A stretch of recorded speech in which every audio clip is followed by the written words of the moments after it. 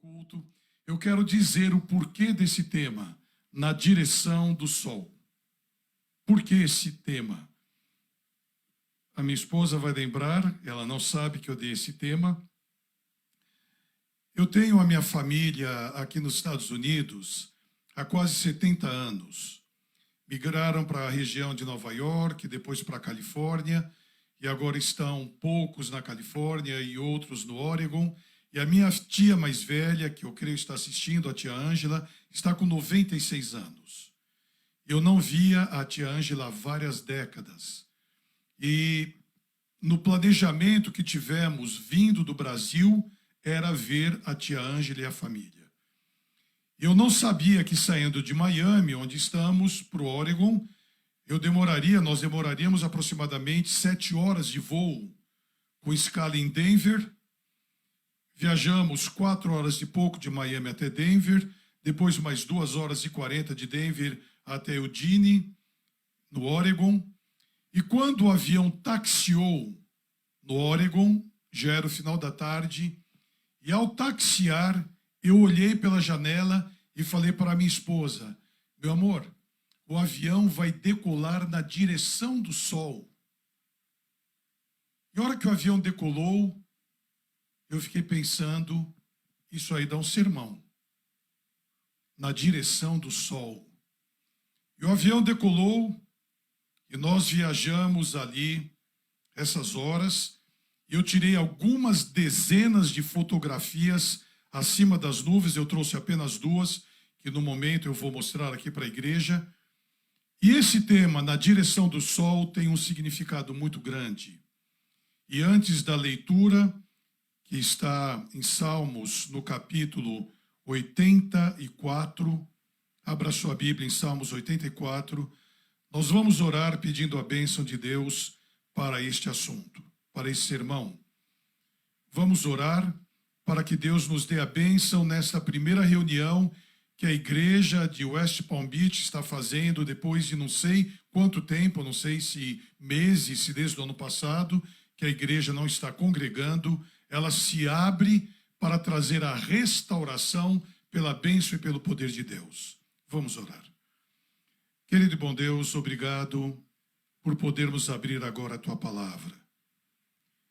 Nós viajamos, levantamos cedo, alguns não dormiram muito bem, o cansaço no início da tarde pode tomar conta do corpo, o sono. Bom Deus, renove a nossa energia como o voo da águia, que passa as turbulentas nuvens para receber o beijo ardente do sol. Que neste momento que nos congregamos aqui em vários lugares do mundo, o poder do Espírito Santo, que aqui está e em cada um desses lares e dessas vidas, restaure a nossa energia, a nossa força, a nossa mente, a nossa motivação, a fim de ouvirmos a Tua palavra que venha diretamente do trono de Deus, em nome de Jesus. Amém. Salmos, capítulo 84, vamos ler o versículo 11. Porque o Senhor Deus é um sol e escudo, o Senhor dará graça e glória, não negará bem algum aos que andam na retidão. O Senhor Deus é sol e escudo, não negará graça nenhuma aos que andam em retidão. Aqui é uma controvérsia muito grande. Quer dizer que os que andam em graça e retidão, os que andam dentro dos caminhos de Deus, recebem o beneplácito do Pai. E aqueles que não andam, recebem o castigo do Pai. Mas espera um pouquinho. Como Jó falou, há muitos infiéis que prosperam. E há muitos homens e mulheres de Deus que passam por problemas terríveis e perdem a vida. Na divisão sul-americana, nós perdemos mais de 60 pastores e obreiros. Muitos amigos pessoais, meus amigos, parentes, a cada semana eu estou orando com alguém como ontem eu estava orando, a cada semana rogando a Deus pelo milagre da cura, porque a Bíblia diz que nós devemos pedir a cura. Está alguém doente? Tiago capítulo 5. Chame os líderes da igreja e, se for preciso, unja o doente em nome do Senhor. E se tiver cometido pecado, ser-lhe-ão perdoados. Ore pela cura, mas que a vontade soberana de Deus se cumpra. E quando eu leio esse texto, que o Senhor é o sol, é o escudo, é a bênção para aqueles que andam em seus caminhos. Isso não quer dizer que o justo, o que anda nos caminhos de Deus, não vai sofrer. A diferença é que quando passarmos pelo vale da sombra da morte, este sol, que é um escudo, vai iluminar a nossa vida e vai nos proteger através da esperança. E quando Davi escreveu, já fui moço e agora sou velho, mas nunca vi o justo mendigar o pão, nem a sua descendência passar necessidade. Mendigar o pão, o justo, não. Passar provações, dificuldades, Jesus disse que sim. Então esse texto que eu acabei de ler agora pode dar a conotação que o justo nunca vai sofrer, porque o Senhor Deus é um sol, é escudo. O Senhor dará graça, glória, não negará bem algum aos que andam na retidão. Ele não nega o bem da bênção. Ele não nega o bem da salvação. Ele não nega bem do conforto, o bem do conforto quando a dor chega, quando a luta atroz dilacera a alma. Ele está presente, ele está ao lado, ele manda os seus anjos poderosos, ele manda o Espírito Santo para consolar, para trazer paz. E como eu ouvi agora, no momento de louvor, quando foi dito, praticamente todos nós perdemos alguma coisa. Eu tenho dito nos meus últimos sermões, estamos vivendo dias agudos, dias difíceis, onde temos que nos preparar para grandes perdas. Perda do emprego, perda da saúde, perda de entes queridos, perda da vida, perda circunstancial quando não podemos sair, quando não podemos nos relacionar, quando não podemos interagir, quando temos que esconder o nosso rosto. E quando eu cheguei e alguém me disse, pastor, você foi pastor em Taguatinga? Eu pensei, não pode ser, porque eu fui pastor em Taguatinga em 84, e um rostinho novinho, e ele falou, eu sou irmão do Benevaldo. 84, lá quando eu era um jovem pastor em Brasília. Quantas coisas aconteceram desse período para cá, e agora especificamente desse ano e meio. Deus é o sol que vai iluminar o que devemos fazer, onde devemos ir. Ele é um escudo de proteção. Mas você e eu não estamos isentos da dor e do sofrimento. Eu tenho agora na mente, o Sérgio pediu para eu fazer um sermão, sem dor não há vitória. Como que é que você falou? Sem sofrimento não há vitória. Não há salvação. Na semana passada ele falou assim, Jonas, faz um sermão sobre isso. Sem sofrimento não há salvação. Por que sofrer? Porque os discípulos de Jesus passaram todos pelo martírio, com exceção de João. Porque o sofrimento intenso do apóstolo Paulo, quando ele falou claramente, eu sofri mais do que todos vocês. E ele declina ali quais foram os sofrimentos dele. E por que ele dizia, e por que ele disse, eu estou certo que a coroa da justiça está preparada para mim. Eu estou sendo oferecido por sacrifício, eu vou morrer. Eu vou ao encontro de Nero em Roma e eu vou morrer. Mas eu tenho certeza da salvação, eu estou feliz, eu estou alegre. Aqui está a diferença. Quando nós temos Jesus e o nosso rumo é na direção do sol, e ele é identificado como esse sol, nós vamos passar por todo esse processo, sabendo que ele nos leva à salvação, sabendo que ele nos leva à volta de Jesus, e a volta de Jesus é libertação. Nós pregamos sobre isso a vida toda, o pastor prega, eu prego, aqui há outros que pregam, e quando Jesus está voltando, estamos vendo as profecias se cumprindo em nossos dias, nós dizemos, Senhor, dá um tempinho aí, espera mais um pouco, eu quero ainda fazer alguma coisa. É hora de tomarmos, amigos e irmãos, decisões importantíssimas, porque o texto de Malaquias, que é o próximo, capítulo 4, versículo 2, Malaquias, capítulo 4, versículo 2, diz, mas para vós quem? Para vós que estáis aqui presentes na igreja de West Palm Beach, para vós que estáis em várias partes do Brasil, dos Estados Unidos e outros lugares, para vós, para mim, para vocês, que temeis o meu nome, nascerá o sol da justiça, e salvação trará debaixo das suas asas, e sereis, e saireis, e crescereis como os bezerros os cevadouros. Mas para vós que temeis o meu nome, nascerá o sol do quê? Justiça. Que justiça? Qual justiça? Que justiça é esta? Eu vou ler uma matéria e, por gentileza, tentem identificar qual o momento dessa matéria. Eu vou dar qual é a localização depois, mas eu vou ler. Preste bem atenção se vocês têm conhecimento disso aqui. Ninguém há que clame pela justiça, nem ninguém que compareça em juízo pela verdade, confiam na vaidade, andam falando mentiras, concebem o trabalho e produzem a iniquidade. Pelo que o juízo está longe de nós, e a justiça não nos alcança, esperamos pela luz, e eis que só há trevas, pelo resplendor, mas andamos em escuridão. Apalpamos as paredes como cegos, sim, como os que não têm olhos, andamos apalpando, tropeçamos ao meio-dia nas trevas, e nos lugares escuros somos como mortos. Pelo que o juízo está longe de nós, a justiça não nos alcança, esperamos pela luz e só há trevas.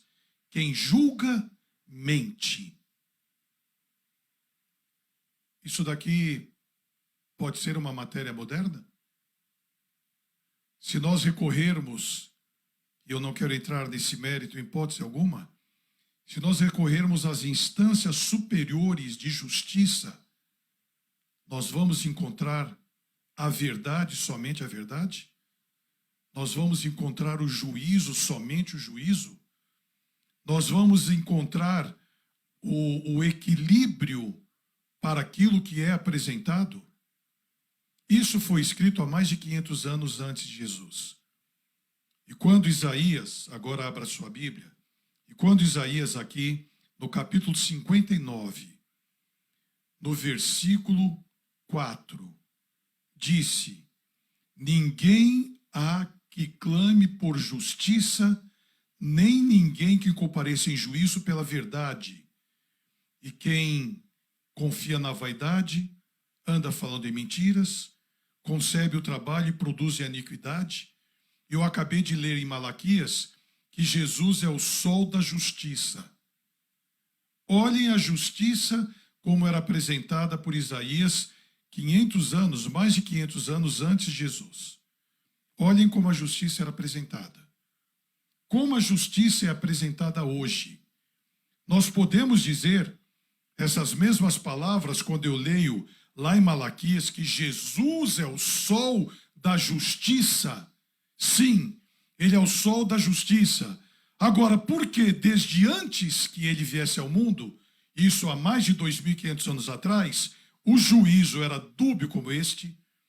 O juízo, no versículo 9, está longe de nós e a justiça não nos alcança. Esperamos pela luz e eis que há só trevas. Olhem aqui o antagonismo. Jesus, o sol da justiça, e eu espero pela luz da justiça e há só trevas. É profético. É profético. Se eu vou em Mateus capítulo 24, eu vou apenas citar a partir do versículo 30, eu vou encontrar que Jesus disse no sermão profético que assim como foram nos dias antediluvianos, assim como foram nos dias de Noé, será antes da vinda do Filho do Homem, antes da vinda de Jesus, onde ele continua como o sol da justiça, sempre será. E é o que nos dá a vida e que nos mantém, é a justiça de Deus. Então ele disse, antes da minha vinda, o mundo vai estar como nos dias antediluvianos. Aí eu vou para Gênesis capítulo 6, vocês podem ver em casa depois. Eu vou para Gênesis capítulo 6 procurar como estava o mundo antes do dilúvio. E é-me apresentado, ou são-me apresentados, 2 itens. O mundo estava todo corrupto, havia corrupção geral e havia uma forma tão agressiva nos relacionamentos que nós conhecemos apenas como termo violência. E em todo o 3º sábado de agosto do Brasil, eu subo ao púlpito há mais de 10 anos fazendo o sermão Quebrando o Silêncio, falando contra a violência, violência contra a mulher, contra as crianças, contra idosos, contra pessoas que têm necessidades especiais. E Jesus, ele faz uma comparação que é interessante. Assim como foram nos dias que antecederam o dilúvio, vai ser antes da vinda do Filho do Homem. O mundo estaria coberto de violência, de imoralidade, de degradação, e ele apresenta-se como o sol da justiça em nossos dias, onde existe essa violência toda, essa imoralidade toda. Como nós procedemos como cidadãos que estamos aqui nos Estados Unidos, aqui há várias etnias representadas, mas principalmente brasileiros, temos a nossa família do Brasil, acompanhamos o governo brasileiro aqui dos Estados Unidos, como nos sentimos nessa questão de justiça? Não vou entrar no mérito político da questão, mas lá no Brasil é meio perigoso você chegar em uma delegacia, mesmo você tendo direito. É meio perigoso você comparecer diante de um juiz onde a causa do outro lado é pleiteada por alguém poderoso. E nós começamos a ver desmandes terríveis. E Jesus, ele se apresenta como o sol da justiça. E o que é o sol da justiça quando estamos vivendo em meio a tanta corrupção e tanta violência? O que é o sol da justiça? Está no livro de João. E no livro de João, quando ele é apresentado como aquele João 6,37, o que vem a mim, de maneira nenhuma lançarei fora. João 6,37, eu gosto muito desse texto. Aqui ele é identificado como a verdadeira justiça. Eu pequei, eu errei, eu caí, e todo aquele que o Pai me dá virá a mim, e o que vem a mim de maneira nenhuma lançarei fora. Aqui está a justiça de Jesus. Ele não te lança fora. Ele não te esnoba, nem a mim. Não importa o pecado que você cometeu. Por uma única razão. Não há pecado que Deus não possa perdoar. Deus perdoa todos os pecados, todos os crimes, todas as indecências, todas as violências, todas as injustiças. Ele perdoa? Perdoa se você quiser, se eu quiser. Porque o único pecado sem perdão é o pecado contra o Espírito Santo. E se alguém que está aqui tivesse pecado contra o Espírito Santo, não estaria na igreja. Eu sempre tenho repetido isso. Quem peca contra o Espírito Santo não vai à igreja. Já não sente mais a necessidade de comunhão. E este, que é o sol da justiça, ele é identificado dessa maneira. A justiça que eu faço de você, Jonas, que é um pecador, é que se você vier a mim e pedir perdão, eu não vou te lançar fora. E quando eu vou na direção do sol, que é identificado como Jesus, o meu escudo, que ele é identificado como o sol e é identificado como justiça, eu estou indo na direção dele. Olhem o passo desse sermão. Eu vou na direção de Jesus, porque ele não saiu do lugar que ele sempre esteve para dar a bênção para a minha vida. Quem se afastou fui eu. Quem saiu do círculo das influências benéficas do Espírito Santo fui eu. E quanto tempo ele espera? Uma vida. Quantos anos ele espera? Décadas. É por isso que ele diz que a sua bondade é longânima. Ela é longa como um elástico do Ártico a outro polo. Ele estica, mas não arrebenta, é longânimo. E quando, nesse mesmo capítulo, Jesus disse para os discípulos, vocês 12 vão querer continuar comigo? Olha o que aconteceu, muitos me abandonaram. Quando Jesus disse que não tinha casa para dormir, que ele não tinha onde comer, que ele não tinha benesse nenhuma financeira para dar para ninguém, a Bíblia diz nesse capítulo de São João que eu acabei de ler, que muitos discípulos se afastaram. E Jesus perguntou para os 12, vocês também vão me abandonar? E Pedro então respondeu, para onde nós vamos? Se tu tens as verdades eternas, para onde nós vamos? Eu vou voltar para as drogas, para a prostituição, para o crime? Para onde eu vou voltar? De onde eu vim? Exatamente neste ponto que eu acabei de ler agora em São João, aquele que vier a mim de maneira nenhuma lançarei fora, porque vem apenas quem saiu. Volta apenas quem se afastou. E se eu vou na direção do sol, é porque eu estou indo ao encontro de alguma coisa que eu deixei. E este sol é apresentado em Apocalipse 22 como o sol que nós vemos hoje, que não vai existir. Apocalipse 22, 5 fala sobre isso, que não haverá mais sol, e diz, e não haverá mais noite, e não necessitarão de lâmpada, nem de luz, nem da luz do sol, porque o seu Deus os alumia, e reinarão com ele para todo sempre. E o versículo 16 diz, porque não vai precisar de sol. O versículo 16 diz, eu, Jesus, enviei o meu anjo para vos testificar estas coisas nas igrejas. Eu sou a raiz e a geração de Davi, a resplandecente estrela da manhã. É ele. Quando nós vamos na direção de Jesus, nós recebemos luz novamente. Dê uma olhadinha nessas fotos que eu tirei do avião. Quando decolamos,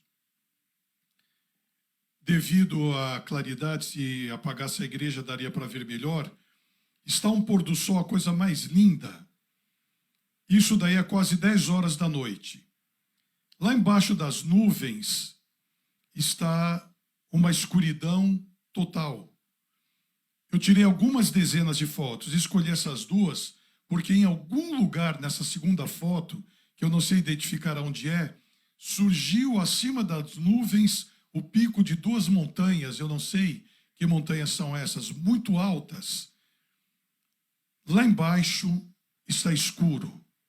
Quando o avião estava para pousar em Eugene, lá no Oregon, eu bati a última foto que o sol estava em cima e escuridão total embaixo. Aqui está uma identificação maravilhosa do que é este sol que não haverá, o astro, e Jesus é a glória que iluminará a nova terra.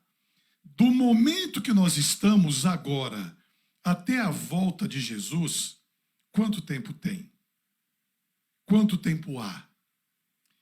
Nesta sexta-feira, a minha esposa e eu amanhecemos com uma gripe brava. Eu pensei em ligar para o pastor para dizer que eu não poderia vir, porque nós até achamos que pudéssemos estar com Covid. E nós dois começamos a conversar pela primeira vez em nossas vidas sobre a morte. A minha esposa e eu. Começamos a conversar sobre a morte. Se eu fizer aqui uma pergunta, quantos estão preparados para morrer Ou quantos já pensaram no seu funeral? Eu já pensei no meu funeral, vai ser uma festa medonha. Vão ser muitos hinos de louvor sobre a volta de Jesus. Eu já tenho até o meu epitáfio. Se eu pudesse, eu dirigiria o meu funeral, mas não dá. Eu quero que seja um momento de alegria, porque como Jó, eu sei em quem eu creio. Eu sei quem é o meu Jesus. Eu acredito de verdade que ele é o sol. E se eu não cresce, eu não estaria pregando sobre um assunto que surgiu agora nessa semana. Eu comecei a procurar os textos, que há muitos outros mais, para encaixá-los na programação desta manhã, início de tarde. E quando a Bíblia diz que na nova terra, e nesse capítulo que antecede, é um dos que eu mais gosto, o capítulo 21, e vi um novo céu e uma nova terra. E no versículo 4, e não haverá mais pranto, nem dor, nem clamor, nem morte, porque todas essas coisas passaram. Meu amigo, eu tenho uma notícia boa e ruim para te dizer: você vai morrer.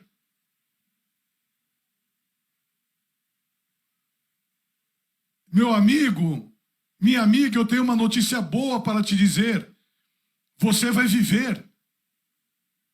Por que vários falaram amém agora e sorriram? E quando eu disse que você vai morrer, todo mundo ficou sério e arregalou o olho. É exatamente porque não estamos preparados para a morte. Nós achamos que nós somos eternos.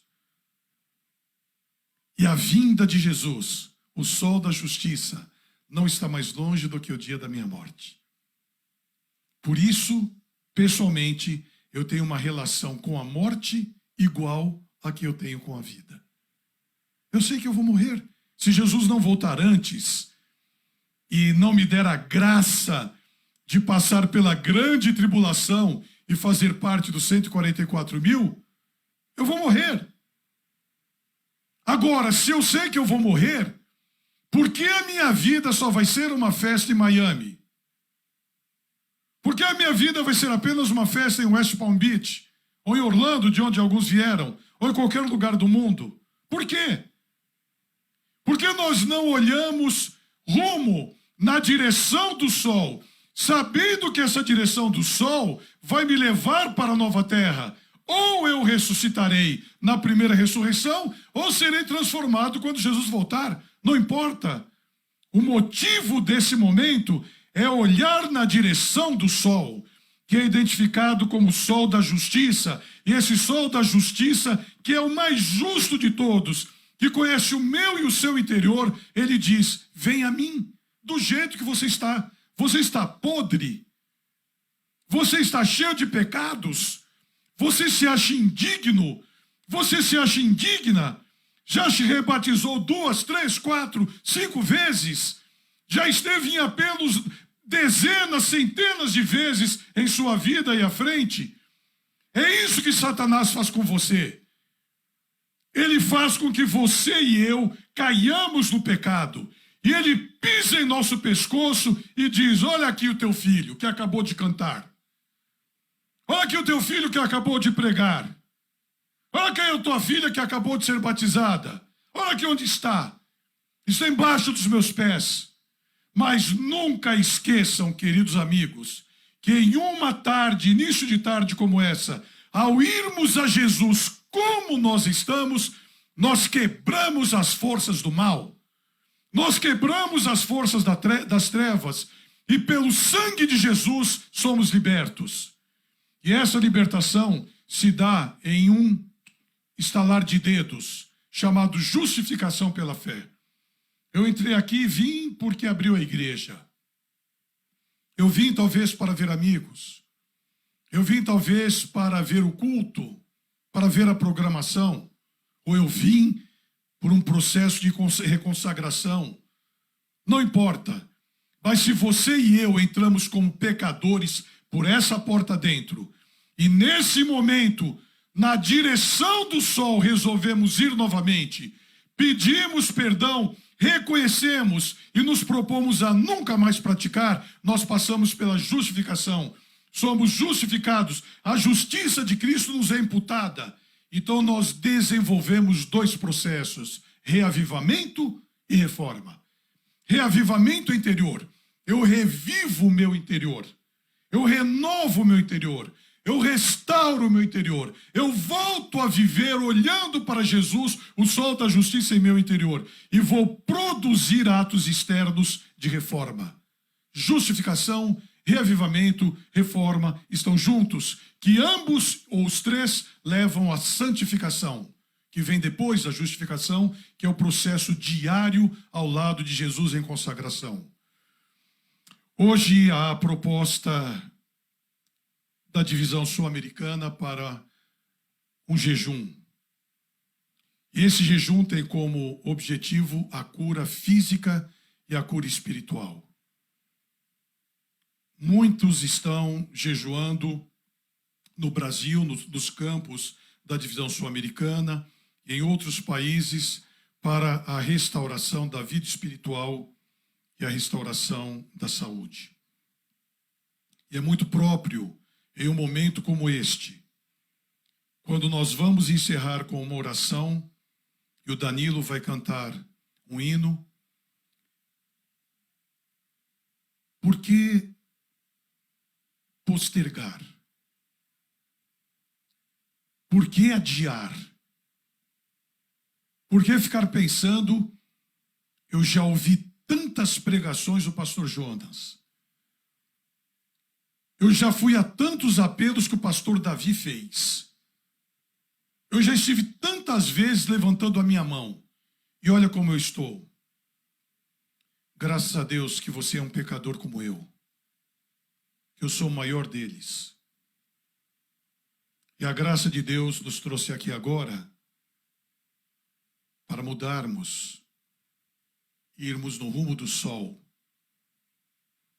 E o sol vai voltar a brilhar na sua vida, e a justiça de Deus vai estar em sua existência, e ao virem os momentos ruins, doloridos, negros, duros, rudes, escuros, como nós lemos aqui, a sua vida vai brilhar. A sua vida vai brilhar porque Jesus é o sol e ele te acolhe com amor. E é a proposta que o Danilo vai cantar agora. A proposta que eu fiz para ele, que não está no CD dele, nenhum dos 5 que ele gravou. E quem souber vai cantar junto, porque é na direção do sol. E enquanto esse hino é cantado, nós não poderemos vir à frente, devido ao isolamento que devemos manter, mas na hora da oração eu vou te fazer uma proposta. Tente ser esse hino e cante junto, que você conhece bem. Danilo.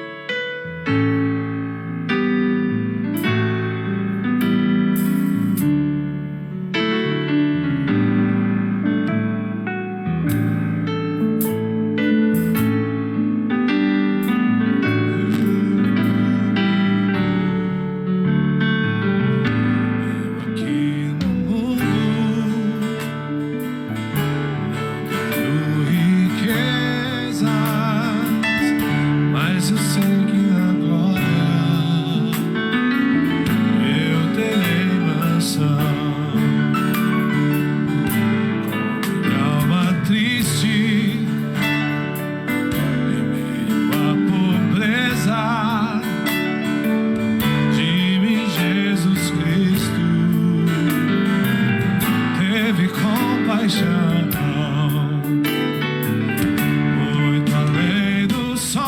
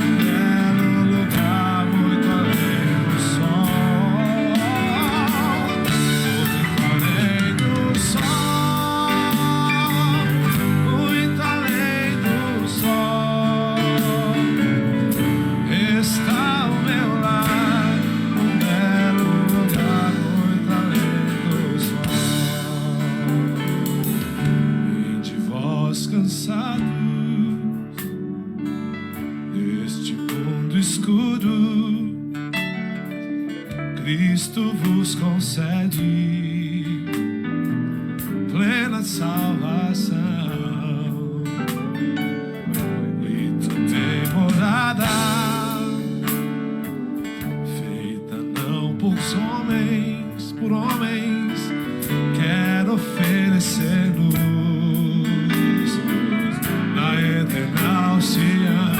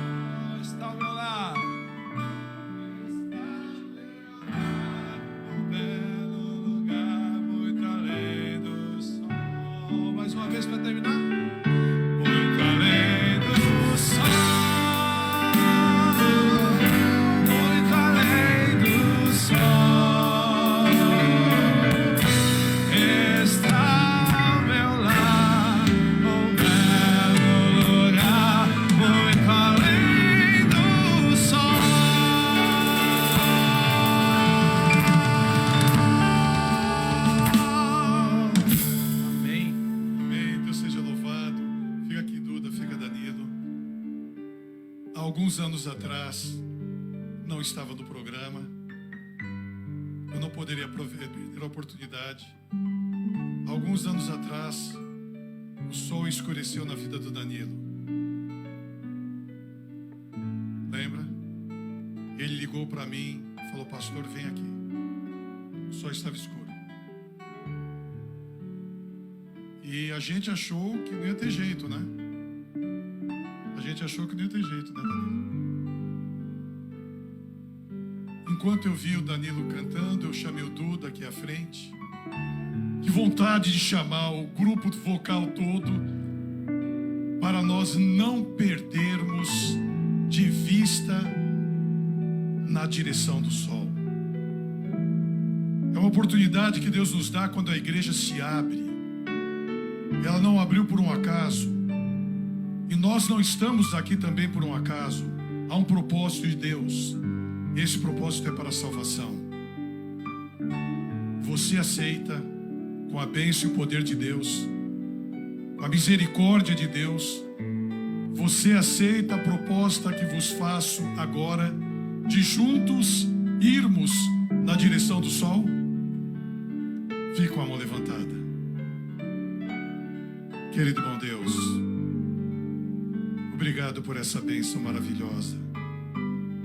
Obrigado porque Jesus é o sol da verdadeira e única justiça que há. Que não nos decepcionemos com o que estamos vendo. Que não declinemos a fé diante dos obstáculos enormes que à nossa frente estão e outros piores virão. Se porventura nós viramos as costas para esse sol, e ele deixou de existir, mas agora sentimos o calor dele novamente em nosso rosto, em nossa vida, e estamos indo a Jesus e fomos a Jesus, o que é maravilhoso. De braços abertos ele diz à distância: meu filho, há quanto tempo eu estou te esperando? Vem aqui correndo, me dá um abraço. É Jesus nosso Salvador. Receba esse abraço de amor, receba esse abraço de salvação. E ele diz: meu filho, minha filha, perdoados te são os pecados, nenhuma condenação há em sua vida, porque você aceitou agora os méritos da graça. Louvado seja o nome de Deus. Em tuas mãos nos reconsagramos, agradecidos, com o perdão de nossos pecados, e em nome e por amor de Jesus. Amém. Que Deus a todos abençoe. Boa tarde, feliz sábado.